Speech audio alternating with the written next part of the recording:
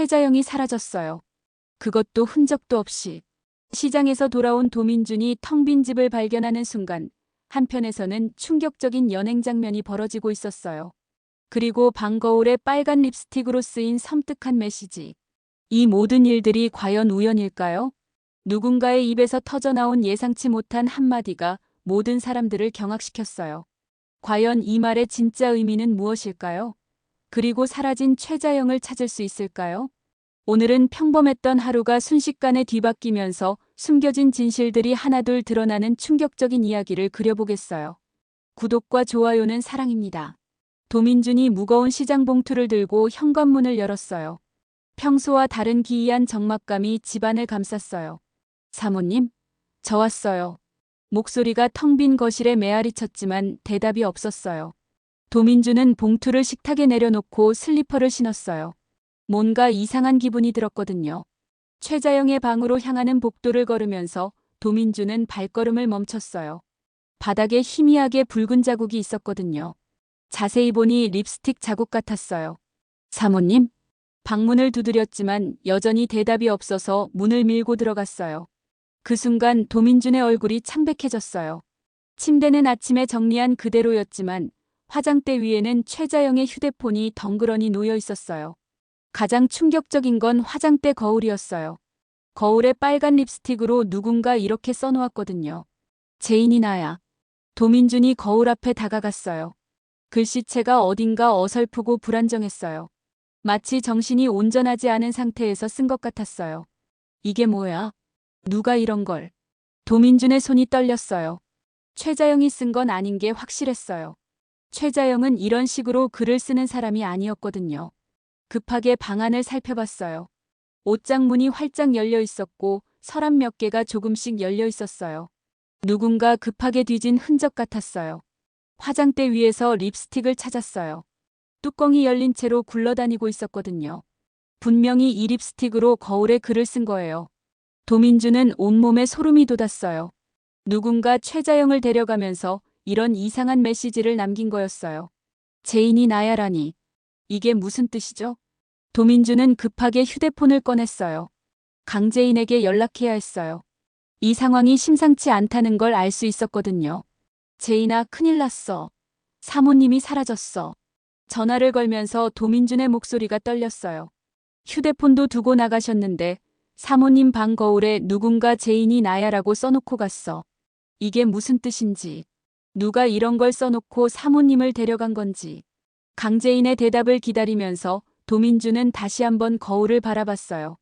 빨간 립스틱으로 쓰인 글씨가 마치 피처럼 번져 보였어요. YL그룹 본사 디자인팀 사무실에 갑작스럽게 경찰이 들이닥쳤어요. 김도의 대리 뺑소니 사건 피의자로 강승우 씨가 의심되는 추가 증거가 나왔습니다. 경찰관이 차갑게 발표하자 사무실에 있던 강재인과 강미란이 거칠게 항의했어요. 승우는 아니라고.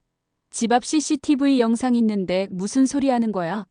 강미란이 일어서며 소리쳤어요. 강재인도 마찬가지로 격분한 표정이었어요. 그건 말도 안 되는 소리예요. 강승우 씨는 절대 그런 일을 할 사람이 아니에요. 하지만 경찰은 아랑곳하지 않고 강승우를 향해 다가갔어요. 그 영상에서 수상한 부분이 포착되었습니다. 조사하면 진실이 나오겠죠. 경찰관이 강승우에게 수갑을 채우면서 냉정하게 말했어요. 공무집행 중입니다. 방해 마시고 비켜주세요. 강미란과 강재인이 더 항의하려고 했지만 경찰은 이미 강승우를 연행해 가버렸어요. 강승우는 끌려가면서도 뒤를 돌아보며 무언가 말하려고 했지만 경찰들이 재촉해서 결국 말하지 못했어요. 사무실은 순식간에 적막이 흘렀어요. 강재인과 강미란은 멍하니 서 있었어요.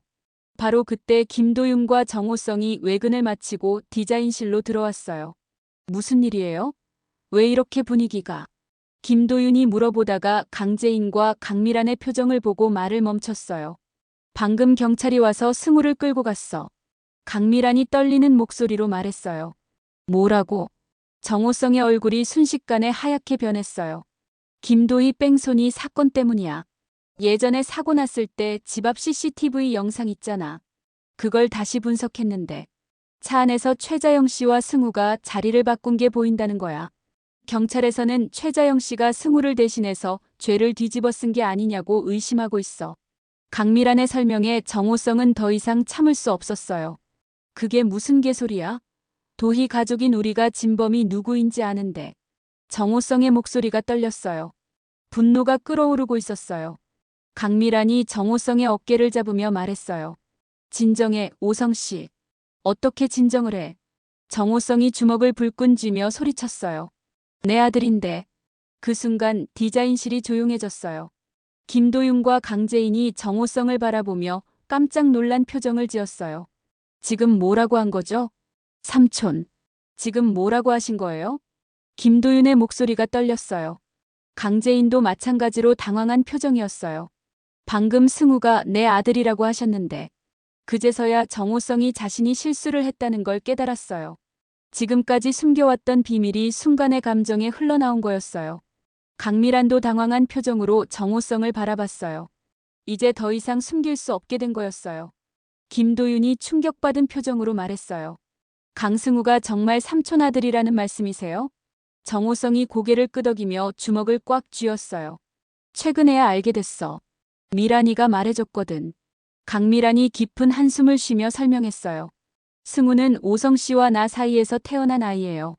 하지만 오성 씨는 그때 몰랐어요. 강재인이 놀란 표정으로 물었어요. 어떻게 모를 수가 있어요? 우리가 헤어진 후에 내가 임신한 걸 알았거든. 당시에 오성 씨는 이미 다른 곳으로 떠난 후였고 어떻게든 키워보려고 했는데 어렵더라. 강미란의 목소리가 떨렸어요. 그때 오빠가 도와줬어. 아직 젊으니까 새 출발하라고 승우는 그냥 자기 호적에 올리면 된다고 했어. 그때 오빠를 말릴 수 있었는데 그러지 못했어. 오히려 그렇게 해주길 바랬었나 봐. 바로 그때 강재인의 휴대폰이 급하게 울렸어요. 도민준이었어요. 재인아, 큰일 났어. 사모님이 사라졌어. 휴대폰도 두고 나가셨는데 방 거울에 누군가 빨간 립스틱으로 재인이 나야라고 써놓고 갔어. 강재인이 스피커폰을 켜자 네 사람의 얼굴이 동시에 굳어졌어요. 강미란이 불안한 표정으로 말했어요. 재인이 나야라니. 이게 무슨 뜻이지? 그 순간 강재인의 얼굴이 굳어졌어요. 강세리예요. 뭐? 세 사람이 동시에 강재인을 바라봤어요. 강세리의 예전 이름이 강재인이잖아요. 저처럼 살던 시절에. 김도윤이 깜짝 놀라며 말했어요. 그럼 재인이 나야라는 건 강세리가 자신을 저라고 생각하고 있다는 뜻이에요. 정호성이 벌떡 일어났어요. 그럼 지금 당장 찾아가야 해. 최자영 씨가 위험해. 강미란이 급하게 말했어요. 내가 황기찬을 만나고 올게. 황기찬이라면 강세리가 어디 있는지 알 수 있을 거야. 내가 직접 가서 말해볼게. 강미란이 결심한 듯 일어났어요. 강세리가 언니를 납치한 것 같다고 황기찬에게 알리고 강세리 위치를 알아낼게. 한편 YL그룹 황기찬의 사무실에서 강미란이 다급하게 상황을 설명했어요. 강세리가 최자영을 납치했다고? 황기찬이 믿을 수 없다는 표정으로 말했어요. 말도 안 되는 소리야.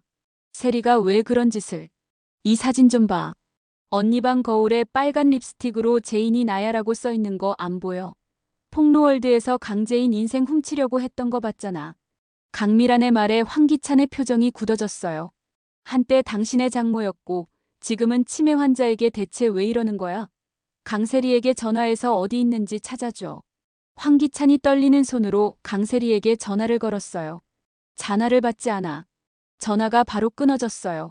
안 받네요. 황기찬이 다시 전화를 걸었지만 여전히 연결되지 않았어요. 강미란이 걱정스럽게 말했어요. 계속 전화해보시고 연락되면 바로 나한테 알려줘. 알겠어요. 강미란이 사무실을 나간 후 황기찬은 혼자 남겨졌어요. 뭔가 모를 찝찝함이 가슴 한편에 자리 잡았어요. 서류를 정리하고 있는데 갑자기 휴대폰이 울렸어요. 강세리였어요. 여보세요? 전화기 너머로 강세리의 목소리가 들렸어요. 네, 강재인입니다. 그 순간 황기찬의 얼굴이 창백해졌어요. 어젯밤 침대에서 강세리가 재인이야라고 중얼거렸던 기억이 떠올랐거든요. 세리야, 너 어디야? 황기찬이 조심스럽게 물었어요. 세리가 누구예요? 갑자기 강세리가 크게 소리를 질렀어요. 나 강재인이야. 여보, 왜 자꾸 다른 사람 이름을 부르는 거야? 황기찬이 깜짝 놀랐어요. 강세리의 목소리가 완전히 달랐거든요. 미안해. 제인아, 너 지금 어디에 있어? 예전에 우리가 자주 오던 그곳이에요. 엄마랑 함께 있어요. 제인아, 내가 지금 갈게. 거기서 기다려. 전화가 끊어졌어요. 황기찬의 얼굴이 창백해졌어요. 별장이었어요.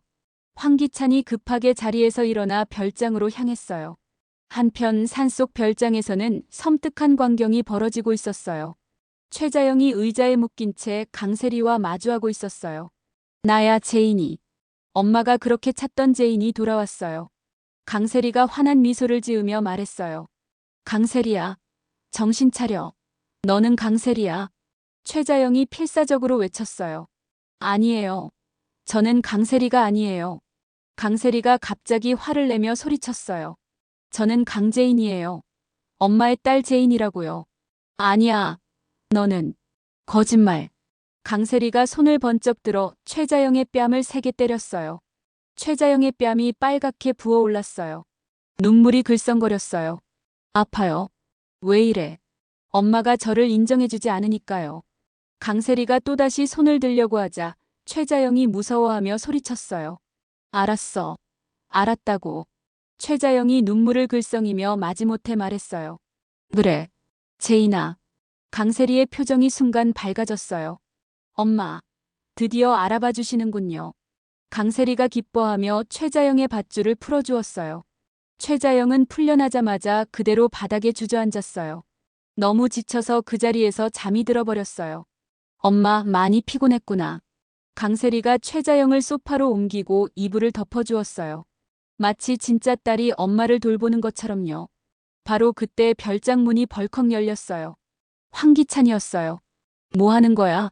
황기찬이 강세리와 최자영이 함께 있는 모습을 보고 충격을 받았어요. 너 이러다 큰일 난다. 왜 이런 일을 벌인 거야? 황기찬이 다그쳤어요. 뭐가 문제예요? 강세리가 무심하게 대답했어요. 내가 엄마랑 있는데 왜요? 정신 차려. 황기찬이 강세리를 잡고 세게 흔들었어요. 강세리, 정신 차려.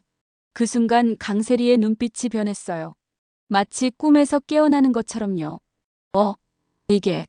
이게 무슨 일이야? 강세리가 당황하며 주변을 둘러봤어요. 내가 왜 여기에?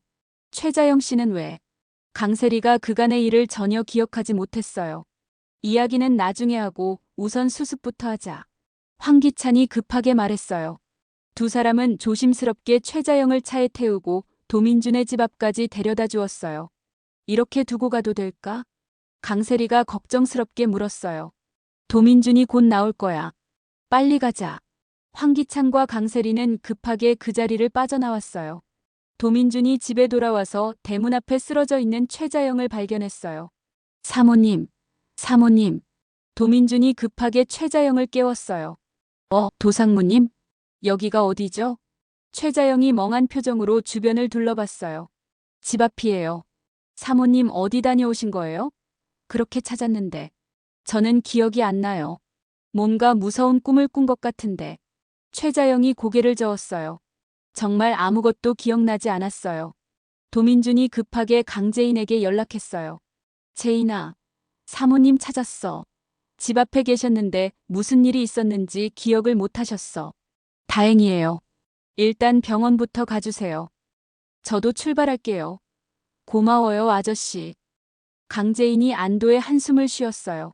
하지만 마음 한편으로는 분노가 끓어올랐어요. 물증은 없지만 강세리가 범인이라는 걸 확신했거든요. 강세리, 이번에는 진짜 용서 안 해. 강재인이 다시 한번 강세리에게 복수를 다짐했어요. 한편 황기찬과 강세리는 더 위험한 일이 벌어지기 전에 병원에 가기로 했어요. 세리야, 어제 일 정말 기억 안 나? 차 안에서 황기찬이 조심스럽게 물었어요. 정말 아무것도 기억 안 나요. 마지막 기억이 집에서 잠든 건데. 그 다음부터는 강세리가 고개를 저었어요. 의사 선생님께 정확히 말씀드려야 해. 다음날 병원에서 정신과 전문의가 강세리를 진료했어요. 검사 결과가 나왔습니다. 의사가 심각한 표정으로 말했어요. 리플리 증후군이라는 진단이 나왔어요. 리플리 증후군이요? 황기찬이 어리둥절해했어요. 의사가 자세히 설명해 주었어요. 리플리 증후군은 자신의 현실을 부정하고 다른 사람의 삶을 진실이라고 믿게 되는 정신적 장애예요. 처음에는 거짓말로 시작하지만 점점 그 거짓말을 본인이 진실이라고 믿게 되는 거죠. 그럼 강세리 씨가 극심한 스트레스나 좌절감을 겪으셨을 때 자신보다 더 나은 삶을 사는 누군가의 정체성을 자신의 것으로 받아들인 거예요. 이 경우에는 같은 이름을 가진 강재인 씨의 삶을 동경하면서 자신이 그 사람이라고 믿게 된 것 같습니다. 황기찬의 얼굴이 창백해졌어요. 그러면서 정체성 혼란이 일어나고 망상 상태에서 기억이 단절되는 현상이 나타날 수 있어요. 강세리 씨가 어제 일을 기억 못하는 것도 그 때문입니다. 의사가 계속 설명했어요. 쉽게 말해서 자신의 힘든 현실을 피하기 위해 다른 사람이 되고 싶어 하다가 정말로 그 사람이라고 믿게 되는 병이에요. 영화 속 주인공처럼 멋진 삶을 살고 싶어 하는 마음에서 시작되지만 점점 현실과 환상을 구분하지 못하게 되는 거죠. 강세리가 충격받은 표정으로 의사를 바라봤어요. 그럼 제가 정말 아픈 거예요? 치료하면 충분히 좋아질 수 있어요. 하지만 스트레스를 받지 않는 환경이 중요합니다. 의사가 황기찬을 바라보며 말했어요. 가족의 사랑과 관심이 가장 큰 치료약이에요. 병원에서 나와 차에 탄 두 사람은 한동안 말이 없었어요. 강세리가 먼저 입을 열었어요. 여보. 응? 사실 강재인이 기억상실을 연기할 때부터 점점 내 자리가 좁아지는 게 느껴졌어. 황기찬이 핸들을 잡은 손에 힘이 들어갔어요. 지호도 한동안 만나지 못했고 기찬 씨도 점점 나와 거리를 두는 것 같아서 너무 서운했어. 강세리의 목소리가 떨렸어요. 내가 잘못한 것도 있지만 그래도 우리가 부부 아냐? 황기찬이 입술을 꽉 다물었어요. 왜 나를 혼자 두고 모든 걸 혼자 결정하려고 해? 마치 나는 없는 사람처럼. 세리야.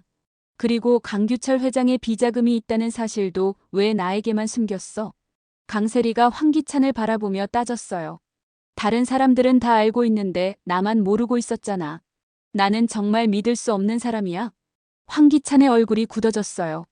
우리가 함께 저지른 일들이 얼마나 많은데 정작 중요한 일에서는 나를 빼놓네. 강세리의 목소리에 원망이 가득했어요. 그래서 더 외로웠나 봐. 그래서 내가 그런 짓을 한 거겠지. 황기찬이 한숨을 깊게 쉬었어요. 세리야, 미안해. 미안하다고 하지 마. 이제 와서 미안하다고 해봤자 뭐해. 강세리가 창밖을 바라보며 말했어요. 나도 이제 지쳤어. 여보 눈치만 보면서 사는 것도 강재인 때문에 초라해지는 것도. 그만해. 황기찬이 차를 길가에 세우고 말했어요. 지금 내 상태가 좋지 않아. 말을 조심해. 내가 아픈 사람이니까 말을 조심하라고. 그럼 내 마음은 누가 알아줘? 강세리가 울먹이며 소리쳤어요. 지호도 나보다 강재인을 더 좋아하고 기찬 씨도 나보다 일이 더 중요하고 나는 정말 이 집에서 뭐야? 황기찬이 깊은 한숨을 쉬었어요. 세리야, 지금은 치료가 우선이야. 또 그런 식으로 넘어가려고 하네. 항상 그랬잖아. 내 말은 들어주지도 않으면서. 강세리가 고개를 돌렸어요. 황기찬이 강세리의 손을 잡았어요. 세리야, 내가 실수했어. 너를 너무 멀리 밀어냈나 봐. 여보. 강세리가 의외라는 표정으로 황기찬을 바라봤어요. 비자금 일도. 사실 너한테 말하려고 했는데 타이밍을 놓쳤어. 황기찬이 계산된 듯한 미소를 지었어요. 그런데 폭로월드 일로 확실해졌어. 강재인이 얼마나 위험한 존재인지. 강세리가 고개를 끄덕였어요. 하지만 최자영 일은 다른 증거가 없으니까 강재인도 쉽게 움직이지는 못할 거야. 황기찬이 계산하는 듯한 표정을 지었어요. 우선 치료가 먼저야. 치료에 전념하자. 그럼 나는 그냥 집에만 있으라는 거야? 강세리가 서운한 표정을 지었어요. 아니야. 너를 밀어내지 않는다고 했잖아. 황기찬이 강세리의 손을 꽉 잡았어요. 집안에서 할 일이 있어. 무슨 일? 강규철 회장의 비밀 금고가 집 안 어딘가에 있어. 황기찬의 목소리가 낮아졌어요. 집에 머물면서 그걸 좀 찾아봐. 중요한 자료들이 있을 거야. 강세리의 눈빛이 반짝였어요. 정말? 그럼 내가 그걸 찾으면 우리한테 엄청난 무기가 생기는 거지. 황기찬이 의미심장한 미소를 지었어요. 그래 여보. 이제 진짜 시작이네. 강세리가 다시 활기를 찾은 표정으로 말했어요. 두 사람이 손을 맞잡았어요. 새로운 계획에 대한 기대감이 가득했어요. 오늘의 이야기는 여기까지입니다. 다음은 강승우의 석방을 위해 움직이는 정호성과 김도윤, 그리고 리플리 증후군 진단을 받은 강세리가 황기찬과 함께 새로운 음모를 꾸미기 시작했어요. 과연 강세리는 강규철 회장의 비밀 금고 찾을 수 있을까요?